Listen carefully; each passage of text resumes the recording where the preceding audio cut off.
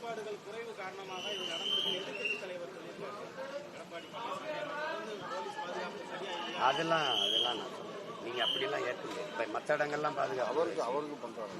இன்னைக்கு அதுல ஒரு தம்பி நான் கூட ரொம்ப அவரை கட்டி பிடிச்சி வாழ்த்துனேன். பல பேரை தூக்கி கொண்டு போய் இந்த அவசர ஊர்தியில சேர்த்து இது பண்ண ஒரு காவல்துறை இளங்காவலர். அவர் என்ன சொல்லலாம்? இதெல்லாம் அப்படிலாம் சொல்ல முடியாது. இத்தனை ஊர்களில் அவர் மிகப்பெரிய கூட்டத்தை கூட்டும் போதெல்லாம் பாதுகாத்த வடக்குன்னு அப்படி சொல்லிடக்கூடாது. 2026 ஆண்டு சட்டமன்ற தேர்தலை எதிர்கொள்ளும் முனைப்புல தவேகா தலைவர் விஜய் அவர்கள் வாக்கு சேகரிப்புல ஈடுபடணும் அப்படின்றதுக்காக தமிழகம் முழுவதும் மாவட்டங்கள் தோறும் தற்போது சுற்றுப்பயணம் மேற்கொண்டு வந்துட்டு இருக்காரு.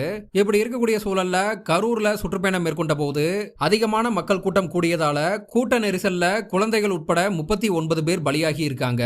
இந்த பெரும் துயர சம்பவம் தமிழகத்தையே அதிர்ச்சிக்குள்ளாக்கி இருக்கு அப்படின்னு தான் சொல்லணும். இப்படி இருக்கக்கூடிய சூழல்ல இந்த உயிரிழப்புகளுக்கு தவேகா காரணம், திமுக காரணம் அப்படின்னு மக்கள் மத்தியில கருத்துக்களானது பேசப்பட்டு வந்துட்டு இருக்கு.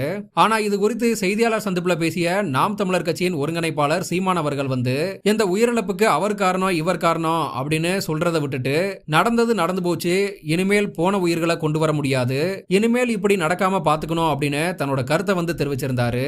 குறிப்பா செய்தியாளர்கள் ஒரு முக்கியமான கேள்வியை முன் வச்சாங்க.